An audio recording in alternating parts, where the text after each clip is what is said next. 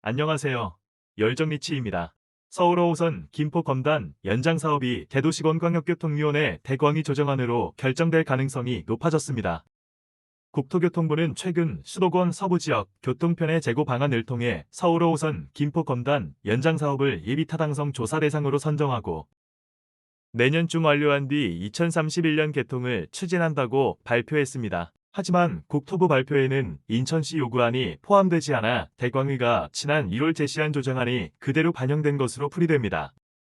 특히 GTX-D 노선과 서부고원, 광역급 행철도 등 광역교통 사업들이 본궤도에 오를 경우 자칫 5호선 사업이 우선순위에서 밀릴 수 있다는 우려가 커지자 대광위는 추가역 신설과 노선 경로 협의는 추후 조정한다는 조건으로 지난달 당초 제시했던 조정안을 최종 고시해 인천시 요구한 배제가 현실화되는 모습입니다. 실제 인천시의 추가역 신설 요구가 수용되기 어렵다는 분위기가 지배적입니다.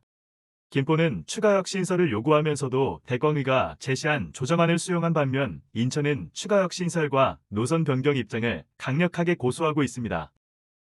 그러나 전문가들은 행정적 이유와 정치적 영향력으로 인천시 조정안이 수용되기 어렵다고 분석합니다. 김포가 추가역으로 요구하는 풍무 2역과 김포경찰서역은 예타가 완료된 뒤 대광위와 협의해 실시 계획에 반영하면 되지만 인천이 원하는 원당역과 불로역을 포함시킬 경우 예타를 다시 해야 할 정도로 노선 자체를 크게 변경해야 해 쉽지 않다는 것입니다. 특히 인천은 건폐 처리장 이전 비용 부담을 약속했지만 구체적인 규모를 제시하지 못하는 데다 국정 운영에 영향력이 큰 홍철호 대통령실 정무수석이 22대 총선 후보 시절 5호선 김포시안을 강력하게 주장해 정책 결정에 인천은 불리할 수밖에 없다는 판단도 나옵니다.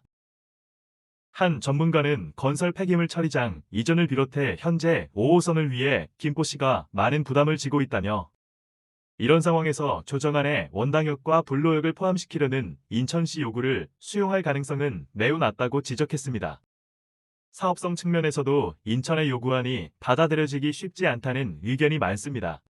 대광위 조정안의 BC 비용 편익 분석값은 0.89로 통과 기준인 예에 미치지 못해 사업성 확보가 관건인 상황에서 인천시 조정안 역시 0.84로 나타나 뚜렷한 차이점이 보이지 않습니다.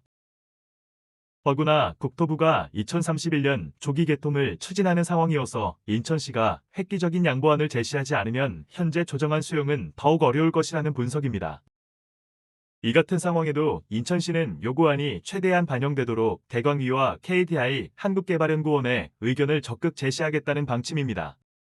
시 관계자는 시는 김포시 입장과 상관없이 대광위가 투트랙 전략으로 진행하고 있기에 기본계획 수립 전까지는 지자체 협의를 이어가겠다며 인천의 요구안을 반드시 관철시키기 위해 노력하겠다고 말했습니다.